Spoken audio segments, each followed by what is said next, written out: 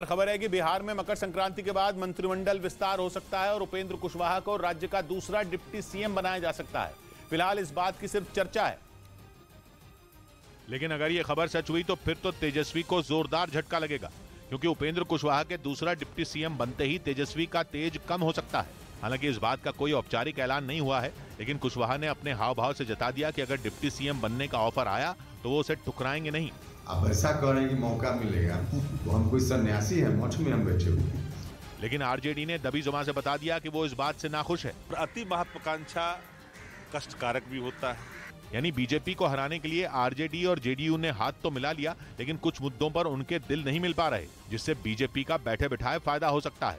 क्योंकि नीतीश कुमार ने खुद कहा था कि तेजस्वी उनके उत्तराधिकारी हैं, लेकिन अगर उपेंद्र कुशवाहा डिप्टी सीएम बने तो उनकी ताकत कम हो सकती है। इस बीच एक्ट्रेस अनुष्का शर्मा ने सेल्स टैक्स डिपार्टमेंट के नोटिस के खिलाफ बॉम्बे हाई कोर्ट में याचिका दाखिल कर दी।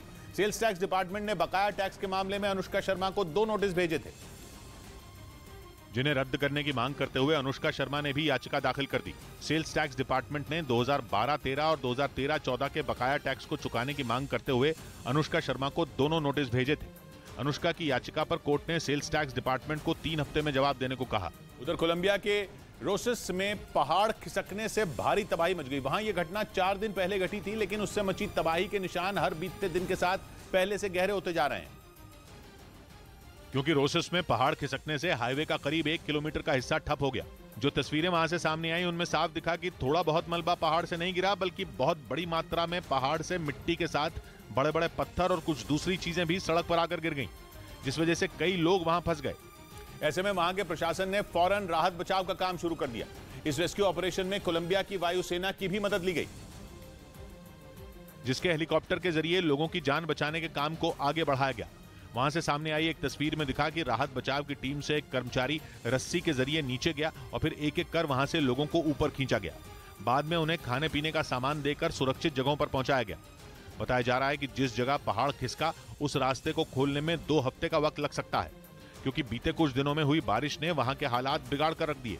इधर क्रिकेटर महेंद्र सिंह धोनी और विराट कोहली की बेटियों को ट्रोल करने वालों की दिल्ली महिला आयोग ने शिकंजा कसा। इस मामले में महिला आयोग ने दिल्ली पुलिस को नोटिस जारी कर दिया और सोशल मीडिया पर महेंद्र सिंह धोनी और विराट कोहली की बेटियों को ट्रोल करने वालों पर एफआईआर दर्ज करने को कहा। दिल्ली महिला आयोग की अध्यक्ष स्वाति मालीवाल ने अभद्र टिप्पणी करने वालों पर सख्त कार्रवाई करने की मांग की। इस बीच परमाणु बमों पर पाकिस्तान का तस्करी वाला खेल एक बार फिर दुनिया के सामने आ गया। लंदन पहुंचे एक प्लेन की जब जांच हुई तो एक पैकेज में यूरेनियम मिल गया। यूरेनियम ब्रिटेन में मौजूद ईरान की एक फर्म के पास पहुंचने वाला था, जबकि इसे पाकिस्तान से भेजा गया था। मतलब यह कि पाकिस्तान में बैठे किसी शख्स ने यह पैकेज लंदन भेजा, जबकि प्लेन से मिला यूरेनियम कई किलो बताया गया। मतलब यह कि एक परमाणु बम बनाने के लिए यह यूरेनियम काफी था। इसीलिए ब्रिटेन की जांच एजेंसियों के कान खड़े हो गए। फौरन मामले की जांच शुरू कर दी गई। ये प्लेन ओमान होते हुए लंदन के हीथ्रो एयरपोर्ट पर पहुंचा था। पैकेज में कुछ दूसरे मेटल के बीच यूरेनियम को छिपाया गया था। सबसे हैरानी की बात यह कि यह पैकेज लंदन में मौजूद ईरान की एक फर्म तक पहुंचना था। इसीलिए आशंका जताई जाने लगी कि यह यूरेनियम गुपचुप तरीके से ईरान पहुंचाने की तैयारी थी।